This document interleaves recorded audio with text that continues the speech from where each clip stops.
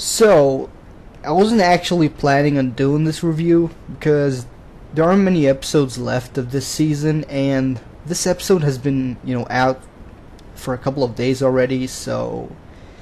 But, at the same time I thought, why the hell not? So, here we go, episode 23 of Kurobasu, season 2. Now, Murasakibara. That's all. Is what I'd like to say, but the one holy word of this episode is Seirin. And I'll get to why that is soon enough. But first things first, The episode starts with Murasakibara in the offense. And while there, he's almost unstoppable. That huge ass motherfucker is unstoppable. And we get to know that his scoring record in one game is 100 points. Yeah, 100 points. And while Seirin's slowly losing hope, we see Murasakibara doing this dunk, and he breaks the hoop. He broke the hoop. Come on. This guy's a monster. So, that leads to the game being temporarily stopped because of that, since they have to, replace the hoop. And that's when we enter flashbacks. In this flashback, we see Murasakibara and Kuroko arguing about basketball, of course. And Murasakibara, as always, completely bashes, hard work, while Kuroko stands up for it.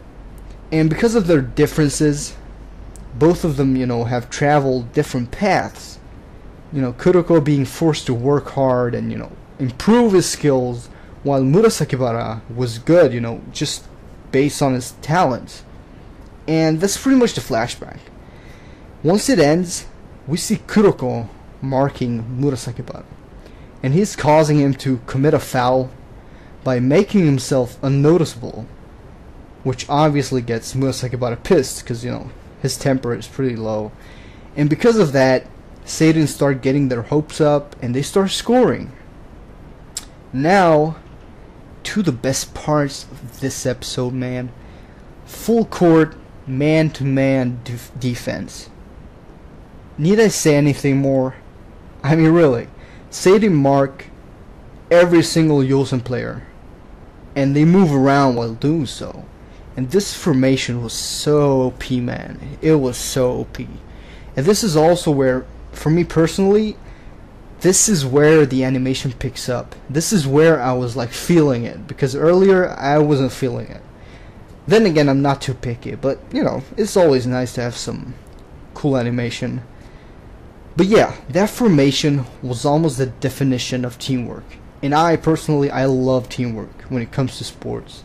And to see that and how it caught Yosen by surprise was just awesome. It's just plain awesome.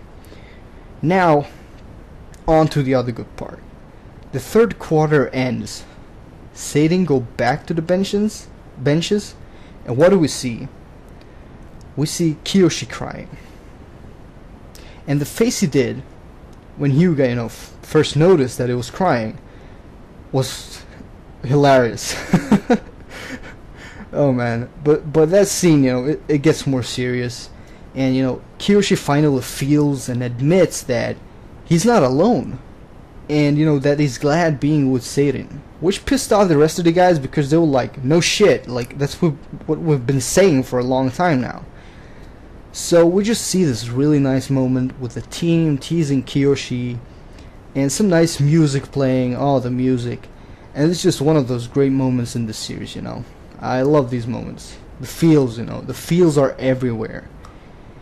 And basically, the episode ends off with the final quarter starting, and Kiyoshi, who's benched, asks Riko, their manager, about a favor. So that's the episode, and it seems like things are moving along quite well, and this season of Kurobasu looks like it's gonna end with this game. Although that's pretty, that's been pretty obvious. So now the best parts of this episode for me were, as I mentioned before, the defensive formation, and you know, because of how it reminded me of real teamwork.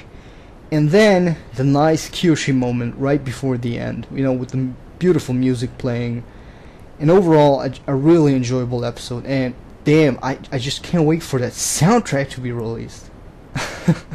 But obviously, I want to see what's gonna happen next as well. So, but yeah, you know, since this hard work versus talent debate can become a pretty deep subject when applied to, you know, normal things in your everyday life, I'm not very sure what to say. You know, it's hard to pick the right words, and it can get pretty complicated. So I believe both sides have their good points, but what do you guys think?